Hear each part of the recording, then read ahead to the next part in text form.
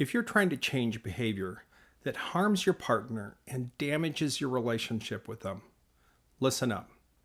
There's one mistake I see people make that keeps them stuck, repeating the very things they're trying to stop doing. Hi, I'm Michael Clark with the Ananias Foundation, and in this video, we're going to talk about how to make behavior change permanent. If you want to stop causing harm in your relationships, you're on the right path. This is Journey of Change, a video series to help you become the safe, loving partner you were meant to be. For those of us working to stop our harmful, abusive behavior in our relationships, one mistake I see people making is focusing too much on the behavior. They promise themselves, and maybe their partner, to never do that hurtful thing again. They try, they really do, to not repeat violent or abusive actions. It rarely works, however. The reason is permanent behavior change requires us to get to the root of the problem, which is found in our thoughts and beliefs. How do we think about situations that we are reacting to? What do we believe about ourselves, others, and the world around us that shapes our reactions? This concept is the foundation of a psychological model called cognitive behavioral therapy, or CBT, the counseling model most widely used in the Western world. CBT says that our actions, especially in stress or conflict, are driven by our emotions. And our thoughts create those emotions. To change our behavior, we need to get to the thoughts that are at the root of what we do. I'll be the first to admit, we aren't always aware of the thoughts creating our emotions and driving our actions. They happen quickly, at a subconscious level. The good news, however, is there is a process for us to discover and change these thoughts, which result in permanent behavior change. We can start on the outside with the action and work our way in. Let me give you an example. Let's say your partner is late for dinner, and you rip into them for being so inconsiderate. Hopefully, this aggressive reaction is a behavior you'd like to change. Whether or not you know it, your reaction was likely fueled by some powerful emotions. After the incident, spend some time processing what was going on inside of you. Try to identify what emotion drove the undesirable behavior. You might have felt disappointed, hurt, jealous, lonely, unimportant, or maybe something else. If you're struggling to identify what emotion you felt, check a list of emotions and ask yourself what word or words best describes what you were feeling. Uncovering and naming your emotions is a good step, but it's not the final one. We feel irritated and say something snarky to our partner, but why? We feel angry and raise our voice. What's behind that conduct? We feel hurt and withdraw, refusing to talk about certain issues important to our mate. But where does our reaction come from? To answer these questions, we need to identify the thoughts behind our feelings. After all, we can't control what we feel. Our emotions are simply a byproduct of our thoughts. So let's move to the next step, discovering what beliefs are creating these powerful emotions. Once again, it may be difficult to identify the thoughts happening in our heads. Much of our thinking is subconscious, hidden from our awareness. If this is true, how can we hope for behavior change if we're not even sure what we were thinking? Here are some questions we can ask ourselves to help us become more mindful of the beliefs driving our behavior? Why does this situation bother me so much? What do these circumstances mean to me? Or what do they say about me? How do I think this is going to affect me and my well-being? Is there something that I'm afraid might be true, and especially might be true about me?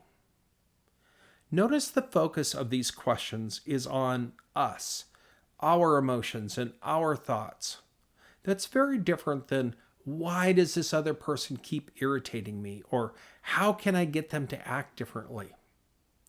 Here's an insight. We feel our strongest emotions when we take things personally. Otherwise, if we think another's words or actions don't affect us, we wouldn't care so much what they say or do. This is where discovering our thoughts becomes valuable. Once we arrive at the thought that created the strong emotion, we can ask, how can I think about this differently so it doesn't bother me so much? Often we'll see our thoughts aren't true at all, or they're not completely true. They're distorted.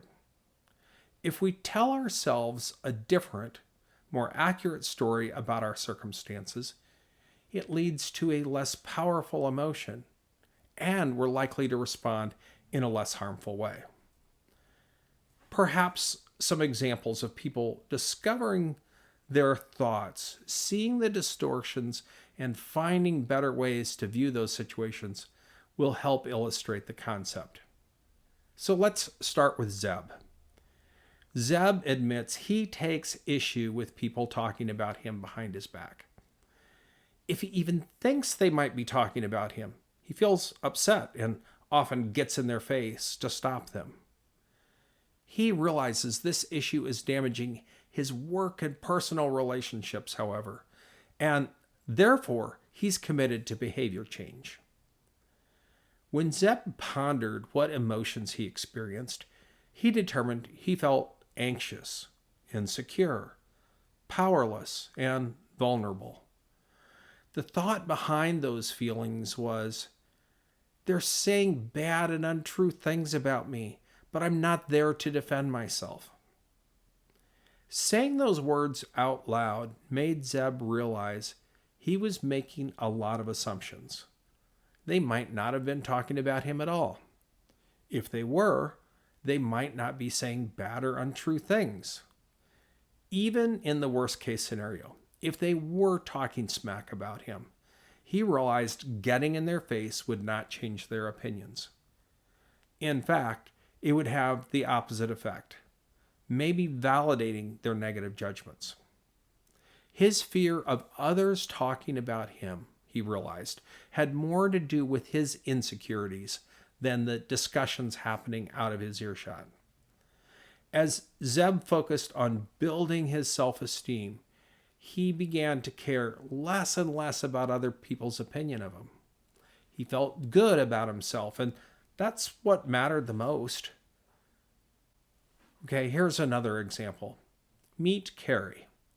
Carrie asked a tech in the IT department why her computer keeps freezing. He gave her an answer, but she didn't understand the jargon he used. She snapped at him, telling him to just fix the dang thing, only maybe she used a stronger word than dang. Upon reflection, she realized her reaction was harsh and unprofessional, a behavior change she wants to make. She's told herself in the past she's just not going to snap at people anymore, but that pledge has not worked. Digging deeper, she identified that she was feeling stupid because she didn't understand the terms her coworker used. She determined the thought that was creating her emotion was, I must be stupid because I don't understand technology. Once she identified the hidden thought behind her emotion, she could challenge it. She knew she wasn't stupid. She earned good grades in school and had a good grasp on many non-technical subjects. Her background was in employment recruiting, not in information technology. It made sense those tech terms were foreign to her, and it was okay, she told herself. Still, she often found herself in situations where she felt stupid and reacted poorly. This deeper understanding revealed that she needed to address fears she has about her intelligence, which were part of her identity. As she spent time undoing messages from her past, she became less sensitive to all situations where she didn't understand or know answers. In short, she began to disconnect the "I'm feeling stupid" button, reducing both the frequency and the size of her reactions. The process of going deeper into our emotions and thoughts helps us discover and adjust what's going on in our mind. When we do that, we stop our knee-jerk reactions to all kinds of situations. Challenged and changed thoughts lead to smaller and more manageable emotions.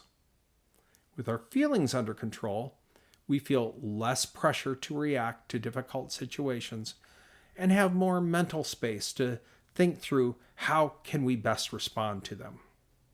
Changing our behavior is possible. The stuff that upsets us, that creates strong and sometimes damaging reactions, doesn't need to. We have the power and the responsibility to determine how we think and feel about any circumstance. When we take control of our buttons, we take control of how we feel. Why would we want to give that power to anyone else? I'm Michael Clark with the Ananias Foundation, and I hope you found this discussion about how to make permanent change in your behavior to be helpful. Take care, and I'll see you in another video. Thanks for joining me today. I'm honored to be on this journey of change with you, and I hope I've helped you in some way.